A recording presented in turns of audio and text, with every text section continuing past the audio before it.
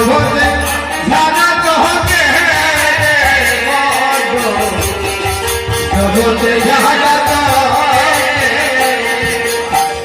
মধুর বৃন্দ বিপিন মাধুরী মধুর বৃন্দ বিপিন মাধুরী করছিলেন ভগবানের সামনে নাচটাও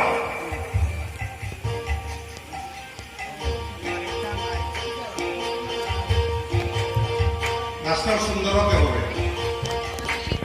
কোন নারী যদি মহাপ্রভু নিষেধ করছে কেন এইভাবে নৃত্য করলে আপনার অঙ্গ প্রত্যঙ্গ যে নড়বে এতে কোনো পুরুষের মন ডাইভার্ট হয়ে যেতে পারে। এই জন্য নারীর নৃত্যটা সামঞ্জস্য মধ্যে দিয়েছে।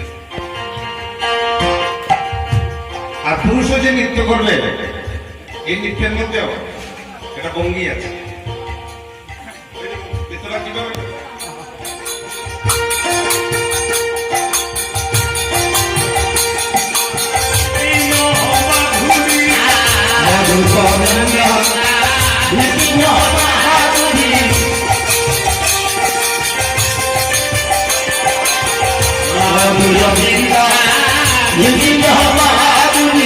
সবে সকা করি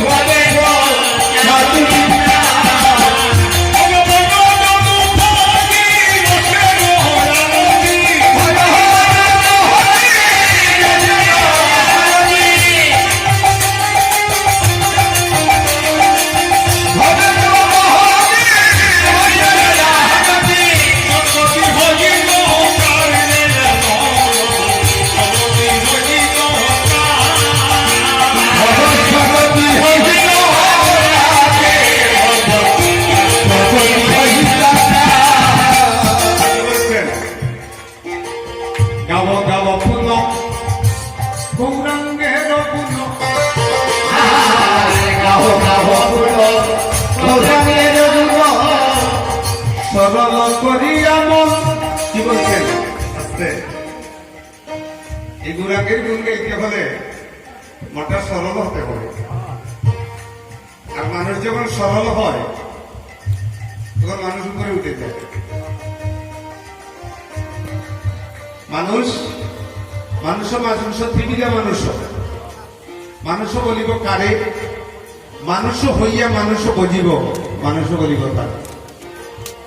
আজকে যারা আমরা এখানে কীর্তন করছি ভাগ্যবান দাদার বাড়িতে 100 বছর পরে আমরা কেউ থাকবো না। আস্তে আস্তে কীর্তন লইয়া যাব। মাইকেল মধুসূদন দত্ত বলেছিলেন পরমায়ু থেকে অমরত্ব নয়, অমরত্ব হচ্ছে তার কৃতকর্মের ফল। আপনি এই জগতে যে স্মৃতি রেখে যাবেন, কৃতকর্ম কারা রেখেছিল? স্বামী বিবেকানন্দ, কাজী নজরুল ইসলাম, রবীন্দ্রনাথ,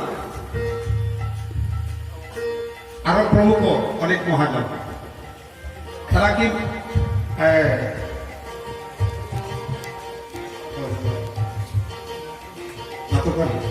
আর বেশি সময় না, তারা কি আকাশ থেকে পড়েছিল? তারা এক মায়ের গর্ভে জন্ম নিয়েছিল। আমরা দেখবেন রূপের বড়াই, ধনের বড়াই, জনের বড়াই, এই ঘরটা কার আমার, এই ছেলেটা কার আমার, এই মেয়েটা কার আমার। প্রশ্ন করলাম তুমি কার? তুমি কার? তোমার ভিতরে যে একটা পাখি আছে, ওই পাখিটা ছুটে গেলে, আচ্ছা তুমি সুন্দর আছো। আজকে এখানে আমার গুরুজন, আমার দাদা, আমার বয়স্ক পিতৃতুল্য অনেকে বসে আছেন, আমার ভাইদের মতো বসে আছেন। একটা আয়না হাতে নিয়ে দেখুন, আপনার জন্ম নেওয়ার পর আপনার চুলটা পাকা ছিল, দাড়িটা পেকেছিল, কে করে দিল? পাশের বাড়ির কেউ যদি করতো কয়বার থানায় যেত। কিন্তু আপনার এটা যে করে দিল, তার কাছে নালিশ করবেন। আপনি যে ঘর বাঁধছেন সুন্দর করে, এই যে চোখটা যেদিন নষ্ট হয়ে যাবে, যদি বলেন এই চোখ তুই আমার কথা শুন, নষ্ট হবে না, মানবে আপনার কথা না। যদি দাঁতটা পড়ে যায় বলবে আস্তে আস্তে আপনার এই রূপকে আপনি ধরে রাখতে পারবেন না, এই রূপ একদিন মলিন হবে। এই মলিন হওয়ার আগে যাকে ভালোবাসলে আর জগতের কোনো ভালোবাসা পাওয়ার থাকে না, সেই গৌর সুন্দরকে ভালোবাসুন। ষড়বিদ্যা অষ্টাদশ গ্রন্থ বিশ্ব ব্রহ্মাণ্ড তীর্থ পরিক্রমা করে যদি আমার গৌরাঙ্গ নাহি বোঝে, তার জনম বিপদ। সর্ববতার সার গৌরায় অবতার, কেন না বুঝিলাম তারে, আজকে সেই গৌর সুন্দর এসেছে। অবতার সার নয় শুধু, অবতার সার শিরোমণি, অবতার সার শিরোমণি আমার গৌর হয়ে। তিনি যদি না আসতো, আর তার কারণে এইকে বলে মনটাকে সরল করবেন, সরল করলেই দেখবেন সে নিজে এসে আপনার মধ্যে গান গেয়ে দিচ্ছে। গাও গাও পুনঃ গৌরাঙ্গে রঘুন, গাও গাও পুনঃ গৌরাঙ্গে রঘুন, সরল করিয়া মন, সরল করিয়া মন, সরল করিয়া মন, বলিলে মন সংসারে এমন গজালো, ভয় ভয়ে লাগিয়া গলে কজনরে মন, লাগিয়া রোজে কজন, লাগিয়া রয়ে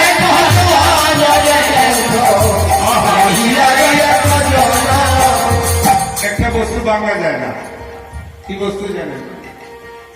পৃথিবীর পাহাড় পর্বত সব কিছু ভারত সরকার ডোজার দিয়ে ভেঙে ফেলে, একটা বস্তু ডোজার দিয়ে বাংলা যায় না, এটা হচ্ছে মানুষের অহংকারের দেওয়াল।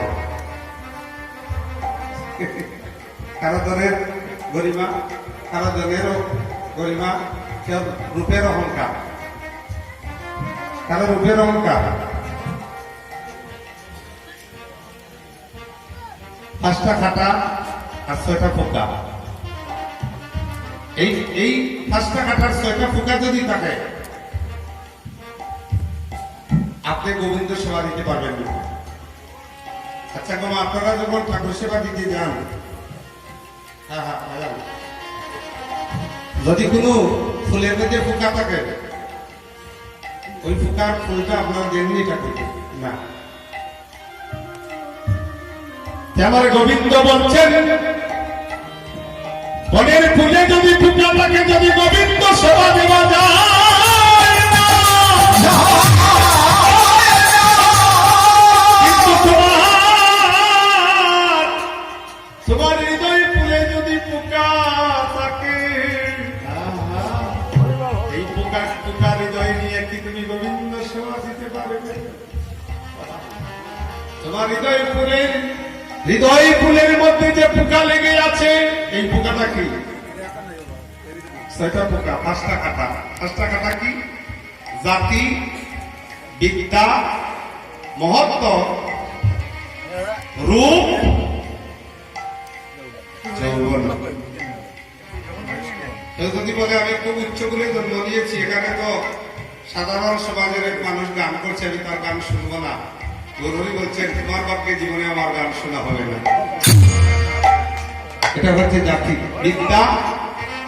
আমি তো ডিগ্রি পাস করেছি, এমএ পাস করেছি, বিএ বিটি, এখানে 6 মার্কস একজন হরিনাম করছে, সেখানে আমি তার কীর্তন শুনবো না। প্রভু বললেন, প্রেমচন্দ্রিকা গ্রন্থে নরোত্তম ঠাকুর বললেন, তোর কৃষ্ণ ভক্তি বিদ্যা নাই অন্তরে। হ্যাঁ, ভক্তি করলে কি হবে রে, সরল ভাব তোর নাই অন্তরে।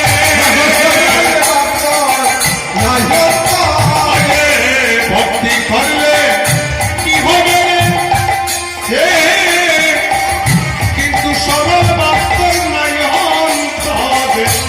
ভক্তি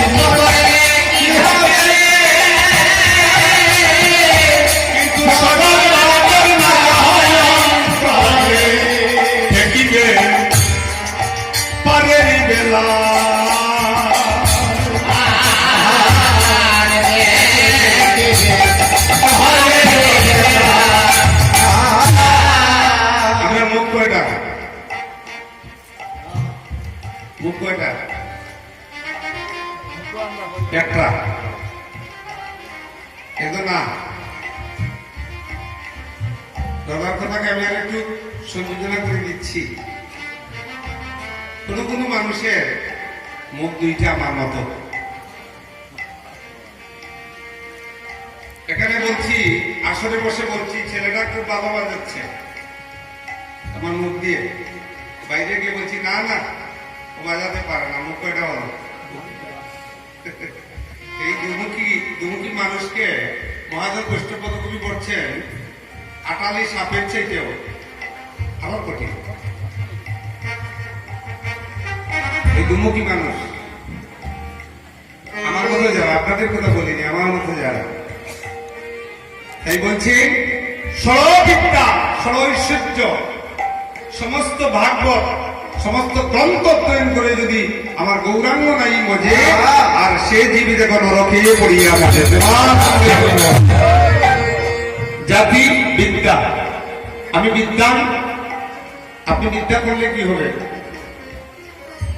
বিদ্যা একটা কথা, জড়জগতের একটা শিক্ষা, আর ভক্তির আরেকটা শিক্ষা।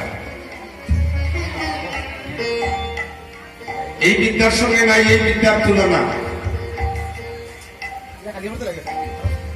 পরশ মনির সঙ্গে কি দিব তুলনা? পরশ চুয়াইলে কত লুয়া হয়েছিল। আজকে পরশ মনি আমার গরু হয়ে মহত্ব।